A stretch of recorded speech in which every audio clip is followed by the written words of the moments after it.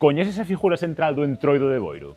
Os pireludos eran a figura central do noso entroido e, como ben indica o seu nome, caracterizábanse por ter unha enorme cabeza con forma de... Bueno, xa sabes o que é. Estes adoitaban sair polo bairro de cima de Vila de Boiro e, como outros moitos entroidos galegos, estaba cheo de sátira, irreverencia e humor. O entroido non era só disfrazarse, era o momento do ano no que un podía rirse de todo e de todos. Ademais, a súa estética estaba seguramente moi relacionada con festas da fertilidade e da renovación da vida, algo moi habitual nas festas tradicionais europeas ligadas ao comezo da primavera. Os nosos devanseiros eran moito máis creativos dos que ás veces pensamos. Porén, os pireludos desapareceron no 36 co golpe de estado franquista como outras moitas tradicións galegas e o seu nacionalcatolicismo. A festa foi reprimida e acabou desaparecendo durante décadas. Por sorte, nos últimos anos comezou un proceso de recuperación para que os pireludos volvan ter a vida que unha vez tiveron. Unha tradición que as nosas aboas e bisaboas coñeceron e que estivo a piques de desaparecer para sempre.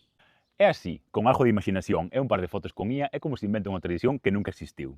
Saúde.